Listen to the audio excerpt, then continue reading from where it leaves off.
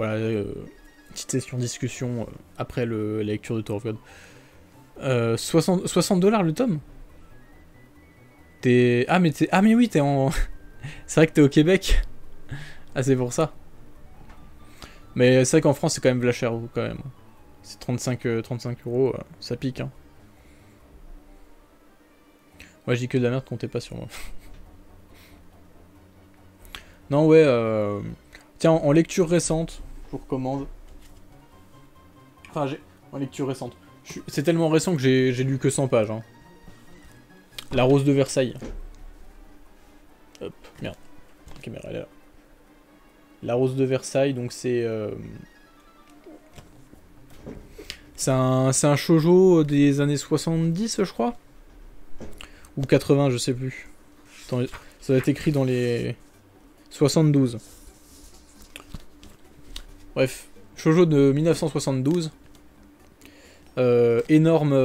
comment impact sur la culture manga, quoi. Enfin, c'est un énorme impact au Japon, et même en France. En France, il est surtout connu pour l'animé Lady Oscar. Je crois que c'est Lady Oscar que ça s'appelle.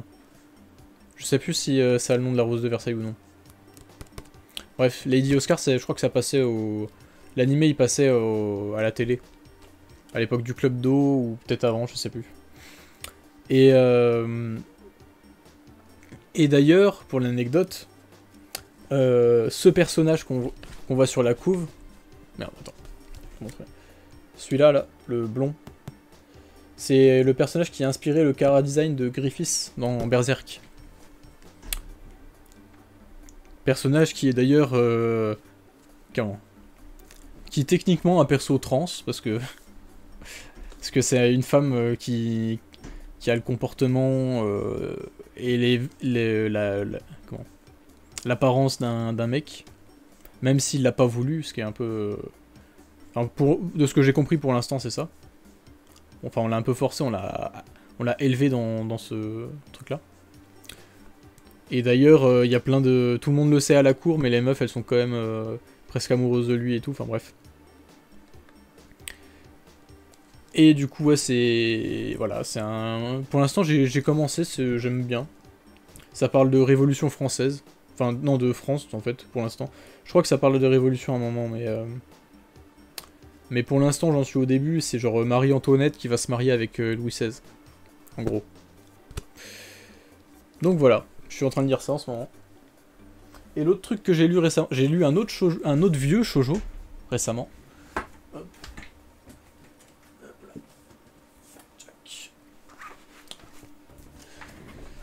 Hop.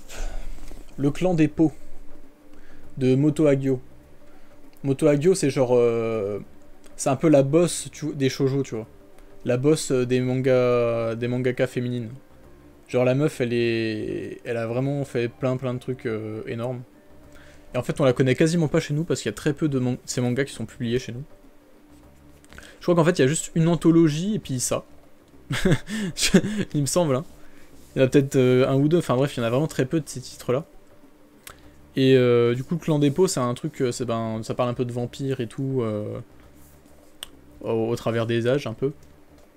Et franchement, je m'attendais, tu vois, je m'attendais à un truc... Souvent, en fait, si tu veux, avec les vieux mangas, je trouve, il y a plein de super trucs, mais là, il y a un truc dans la narration qui fait que tu sens que c'est vieux. Et que c'est pas forcément les codes que t'as actuellement, aujourd'hui et tout. Donc c'est bien, moi j'aime bien, ça donne des trucs assez différents que t'as l'habitude de voir. Mais d'un autre côté, tu te dis, oui, on voit quand même qu'il y a plein de trucs qui sont améliorés depuis et tout. Du coup, tu vois, à chaque fois que je lis un vieux manga un peu classique, je m'attends à ce que ça soit genre très cool, tu vois, mais pas à ce que ça soit non plus hyper transcendant. Et en fait, c'était génial, quoi. Je m'attendais pas du tout à ce que ça soit aussi bien que ça, en fait. Donc ouais, grosse surprise, j'ai lu le tome 1 récemment, là. Je l'ai fini très récemment. Et ouais, déjà, oui, on est d'accord, la couverture est super belle. Non seulement la couve est belle, mais aussi ce qu'il y a dedans, quoi. Enfin... C'est difficile après de vous montrer comme ça des trucs, mais je sais pas, moi, il y a... Tu sens que le style de dessin, c'est un peu vieux. C'est daté. Mais je sais pas, il y a un truc dans dans le style de dessin qui me plaît beaucoup. C'est très... Il y a un côté très épuré, très fin et tout, genre pas mal détaillé aussi. Pareil, il y a un découpage aussi très... comment dire? Il y a plein de trucs qui sortent des cases tout le temps. Tu reconnais vraiment le style assez rapidement. Et moi, c'est vraiment un style que vraiment j'aime bien. Ça fait old school, mais je trouve ça super beau. Genre, je sais pas, regarde rien que dans les petites expressions faciales comme ça, la meuf là en haut, je sais pas, je la trouve. Tu sais, je la trouve trop belle, tu vois. Il y a un truc qui se dégage vraiment de toutes les expressions et tout. Enfin bref, c'est un truc que je kiffe. Donc ouais, voilà, le clan des pots chez Akata. C'est très beau. C'est du lourd. Hop. Donc voilà, récemment j'ai lu ça. Je vous conseille les deux. Les deux sont très bien. Sinon oui, je le répète à chaque fois dans le live, mais Sandman, je suis encore en train de lire justement le dernier tome, le tome 7. Qui est juste ici. Après il faudra que je lise Ouverture, mais après j'ai fini l'histoire principale, c'est plus des histoires un peu... comment? Pas second... Enfin si, oui, des espèces de spin-off un peu, bref. Et j'étais vachement surpris dedans, parce qu'à un moment, je me dis, mais attends, il y a des trucs que... Je connais ce style de dessin, quoi. Je dis, j'ai déjà vu quelque part. Et en fait, c'était... merde, je sais plus comment il s'appelle. Un mec ultra connu, qui a fait beaucoup de design de jeux vidéo, enfin de jaquettes un peu, je crois. Même de Cara Design, hein, je crois. Sur les Final Fantasy, par exemple. Merde. J'essaie de retrouver des images stylées. Ouais, elles le sont toutes en vrai.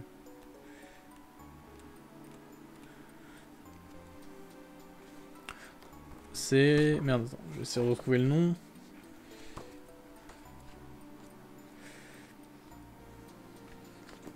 Ah voilà, Yoshitaka Amano. Je pense que vous allez reconnaître si vous connaissez, si vous avez déjà vu ses dessins. C'est un style très reconnaissable. Hein. Oui, genre de truc. De quoi ça parle, Sandman? Sandman, ça raconte... c'est un comics qui raconte un peu les aventures en gros, de Morphée, qui est un peu le dieu des rêves, en fait. Et si tu veux, c'est un dieu. On appelle ça des infinis. C'est des espèces de dieux qui sont pas vraiment des dieux parce qu'en fait, ils représentent des concepts. Genre, lui, c'est le rêve.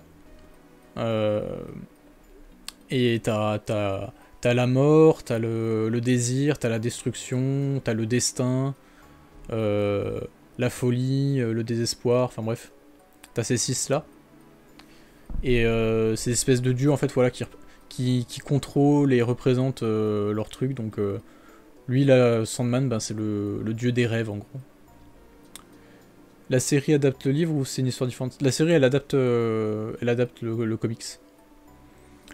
Je l'ai pas vu, l'adaptation. Je l'ai pas vu, mais je sais qu'il y a un gros fan que je connais sur Twitter qui a dit que c'était nul. Enfin bref, il a dit que c'était nul par rapport au comics. Et d'un autre côté, c'est vrai que le comics, il a mis de la barre tellement haut que c'est compliqué d'être juste correct par rapport à lui. Un peu comme adapter Berserk, si vous voulez. On sera forcément déçu. Ok, question générale, c'est quoi votre meilleur vide-grenier?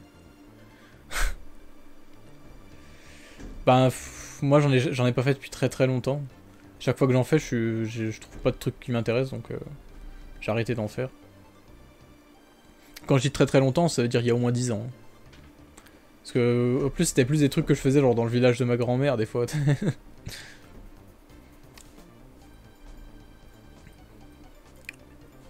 Donc voilà. Sinon, je sais pas ce que j'ai lu récemment. Si, bon, après c'est une suite, hein, mais j'ai lu... Ah oui, si, j'ai lu les mémoires de Vanitas. Attendez, ça c'est de l'autre côté. Hop.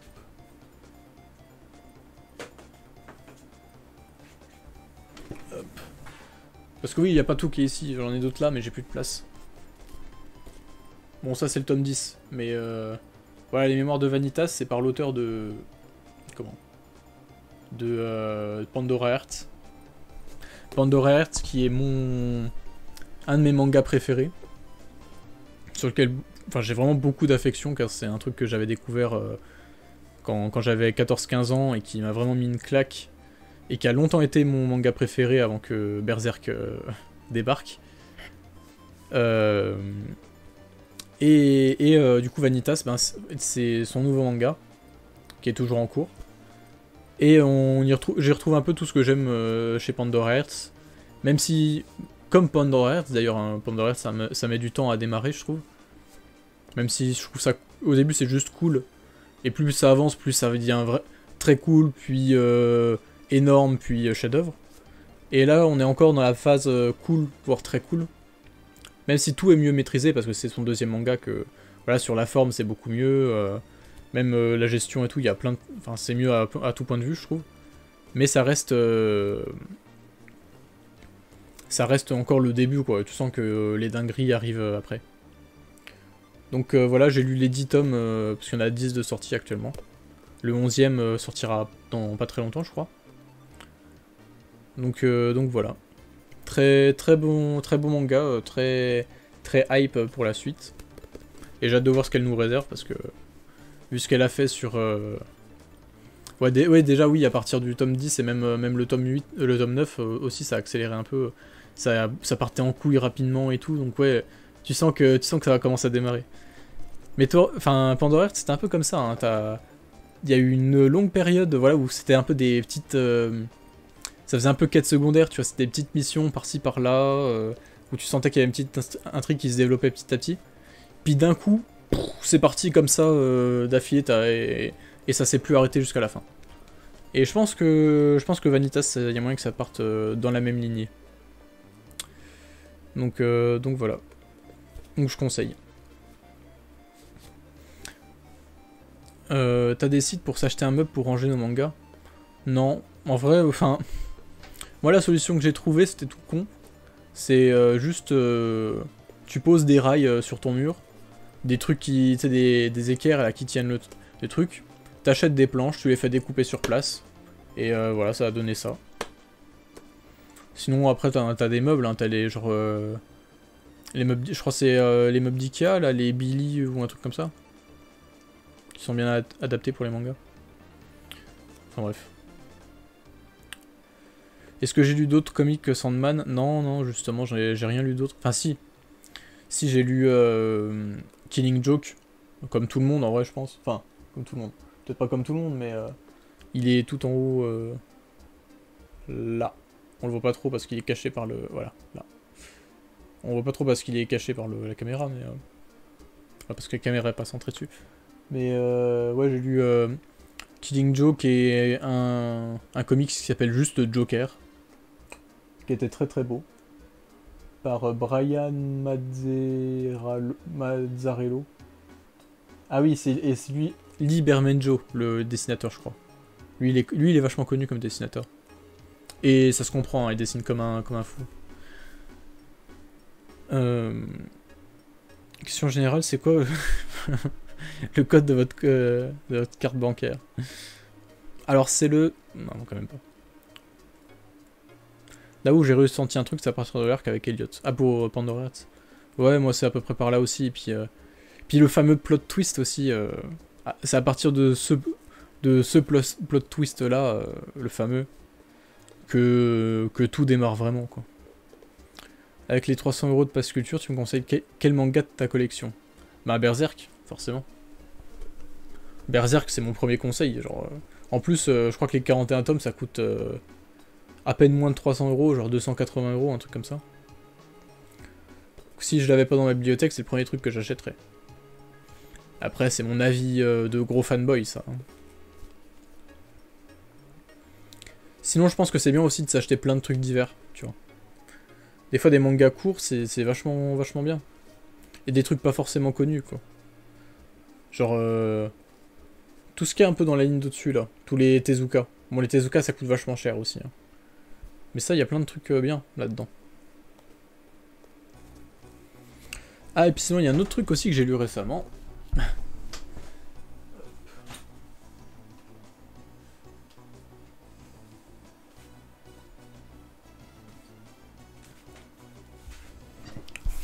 Ça, c'est... Ça aussi, c'est un truc court. En 2 tomes. Utsubora. Merde, attends, je me vois plus. Bref, voilà. Utsubora. Attends, hop, voilà. Un espèce de thriller un peu... très intéressant. C'est court, c'est bien. C'est très, très bien foutu, c'est très bien dessiné. Il y a un côté vraiment fascinant au niveau des dessins, je trouve. Je sais pas comment dire. Bah, genre, il y a un perso où tout simplement sa gueule elle est fascinante, tu vois. Genre la meuf là. Et franchement, il y a un truc très très cool avec ce manga. C'est très. Je sais pas pourquoi les lectures étaient assez longues, tu vois. C'était. Mais alors que pourtant, j'ai l'impression que tout était très épuré. Il y a pas mal de dialogues et tout. Une mise en scène, c'est qu'ils cherchent pas non plus à être blindé, plein de cases et tout. C'est très très très lisible. Mais voilà. C'est vraiment, vraiment lourd comme truc. Donc voilà, c'est en 2 tomes. Je crois que c'est pas trop cher. Donc voilà, c'est un truc que j'ai lu récemment, je vous conseille aussi. Utsubora. Hop.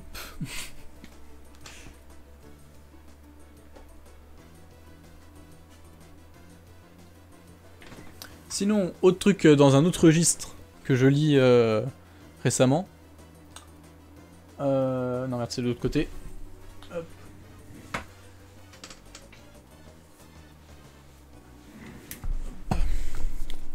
MMA.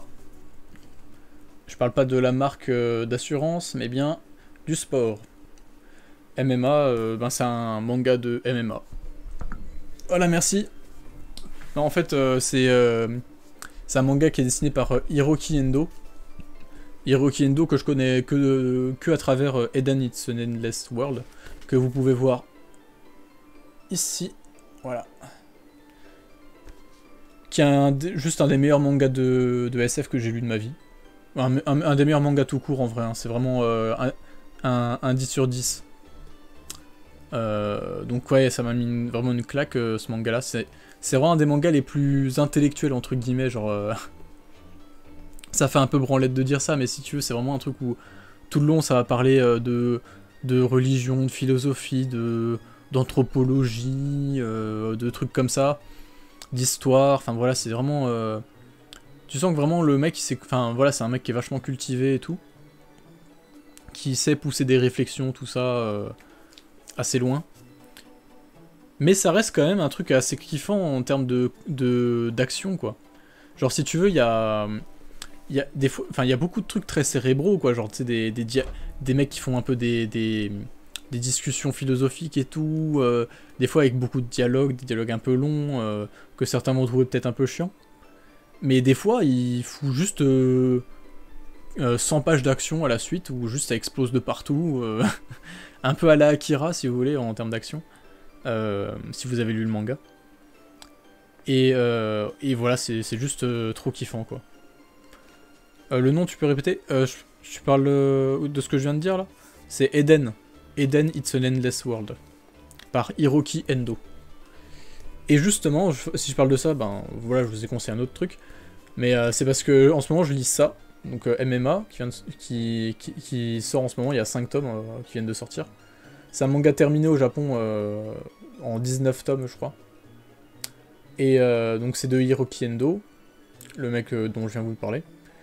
Et il y a un truc que je retrouve dans dans Eden que j'avais beaucoup aimé, c'est le côté très, très réaliste en fait. Voilà, très, très... Enfin, juste ce qu'il écrit, quoi. Et du coup, un des trucs que j'aime pas avec les mangas de sport, c'est que c'est souvent assez extravagant, tu vois. Pour un peu mettre l'accent sur le côté émotif, le côté impressionnant et tout. Alors que là, c'est vraiment un truc très terre à terre, tu vois. Genre, moi, tu sais, moi qui suis sportif de base aussi, qui ai connu le sport, j'aime pas dire de haut niveau, parce que j'avais pas des résultats de ouf non plus, quoi. Enfin, j'ai été genre, champion de Bourgogne ou un truc comme ça, et genre, j'ai fait un 80e au championnat de France. en triathlon. Mais genre, tu vois, c'est... j'ai un peu... Voilà, j'ai eu une période où je m'entraînais comme un dingue, où je pensais qu'à ça jour et nuit, quoi. Et... et c'est un truc que je trouve... Il y a plein de trucs que moi j'ai vécu dans le sport que je retrouve jamais dans les mangas de sport, en fait. Et là-dedans, j'y retrouve. Tu vois. Le côté, oui, il y a des gens un peu... Enfin, un peu des plus doués que moi, oui, il y a des gens... Enfin, le côté un peu gestion du quotidien et tout, genre... Est-ce que je mets un peu de côté mes études? Est-ce que... Comment je fais pour organiser mon quotidien, pour m'entraîner, pour... voilà, pour... bref, est-ce que voilà, je peux le faire, mais en sacrifiant tous mes loisirs et mes relations sociales, du coup, est-ce que c'est bien, est-ce que c'est pas bien? Voilà, c'est des questionnements que moi que j'ai vécu et que je retrouve très rarement dans les mangas, quoi. C'est bien plus proche du réel, si vous voulez. Et même dans la façon de combattre, tu sens que le mec est hyper documenté. Genre vraiment, moi j'y connais rien en MMA, mais le gars il est vraiment très précis, même dans la chorégraphie des combats et tout, tu sens que vraiment il a bossé son sujet, quoi. Donc ouais, c'est très très cool manga de sport. Je conseille très peu de mangas de sport parce que généralement j'aime pas trop ça. Sauf les mangas de boxe, je sais pas pourquoi les mangas de boxe, juste j'aime bien voir les mecs se taper dessus, donc même si c'est fantaisiste, je me dis bah au pire c'est pas grave. C'est comme un manga de bagarre, quoi, genre tant pis. Donc oui, à la limite, si je peux vous conseiller des mangas de boxe, bon, Rikudo c'est sympa. C'est sympa, mais c'est pas non plus un chef-d'œuvre, tu vois. Il y a pas mal de défauts. Puis c'est un peu edgy en vrai au début, tu vois, c'est un peu trop... ouais, voilà, c'est un peu... Ouais, bon, en fait... Il se la joue un peu trop dark, tu vois, au début, et c'est un peu ridicule des fois. Et je trouve que vraiment, là où le manga est super bon, c'est dans la suite où, genre, il assume complètement d'être juste un manga de boxe. et que juste il fait de la boxe, quoi. Et là, il met super bien en scène les combats, et je trouve ça vraiment cool. Ouais, c'est terminé, c'est terminé. Il y a 23 tomes, du coup. Je crois que c'est ça, hein. Ouais, c'est ça, 23. Et sinon, le manga de boxe, même le manga de sport qu'il faut absolument lire. Ashita no Joe. Attends, hop.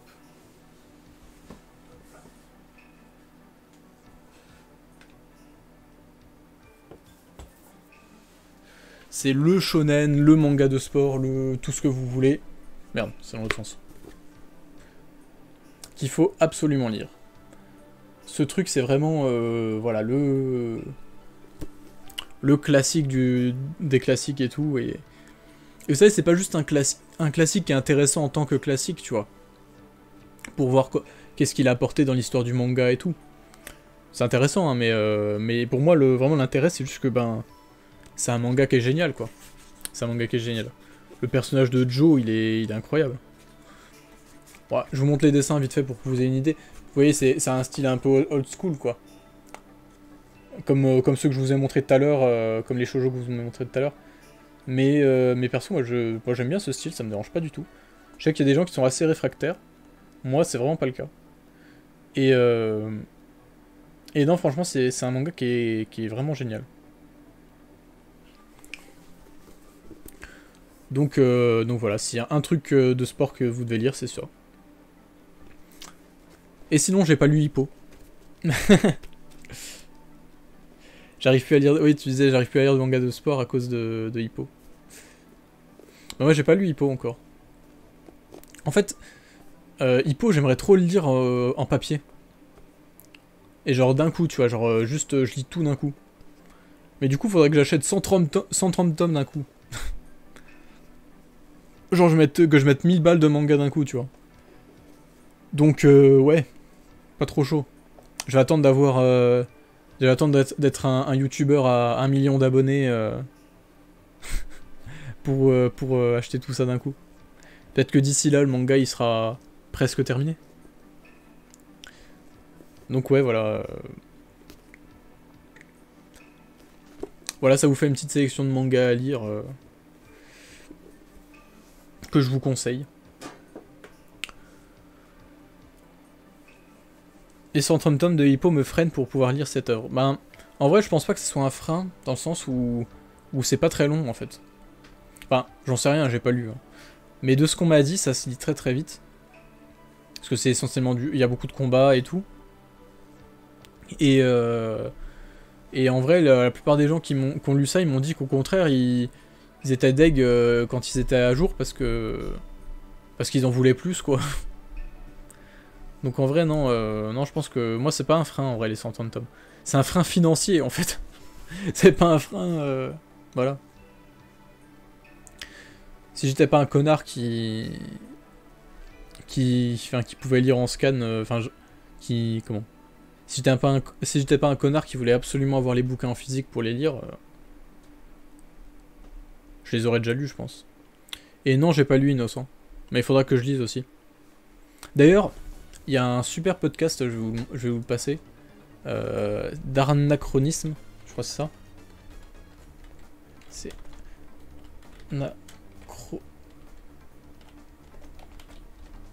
Ah putain. Ouais, c'est ça. Qui justement, je vous l'envoie. Hop. C'est un super podcast de 20 minutes qui parle justement de merde, de la Rose de Versailles dont je vous ai parlé tout à l'heure et de Innocente. Elle fait un lien entre les deux parce que c'est deux mangas sur une femme, enfin sur les femmes au XVIIIe siècle, quoi. Genre pendant la Révolution française. Donc il y a deux thèmes communs comme ça, du coup. Et oui, c'est un truc perdu sur internet, il y a genre 174 vues. C'est une chaîne à 80 abonnés. Mais c'est une meuf qui est vachement connue pour... Enfin, qui est vachement connue. Non, du coup, elle est pas très connue, mais qui fait des podcasts. Et du coup, ben, je pense que ça marche un peu plus sur Spotify. D'ailleurs, elle a fait un podcast de 1h20 sur le Boys Love. Et je l'ai écouté, j'ai tout écouté. J'étais pas forcément très attentif tout le long, il y avait des trucs qui m'intéressaient pas, mais il y avait des trucs intéressants quand même. Donc voilà. Donc je vous conseille, attendez, je vous montre la chaîne. Hop. C'est Arnachronisme. En plus, sa voix, elle est incroyable. Genre, tu sais, c'est une voix de meuf, mais genre, qui est faite pour le podcast. Franchement, j'aurais été une meuf, j'aurais voulu avoir une voix comme ça, quoi. Bref, du coup, ouais, je vous conseille ça. Je crois que je vais m'arrêter là, parce que ça fait déjà un petit moment qu'on a commencé ce petite partie un peu présentation de trucs.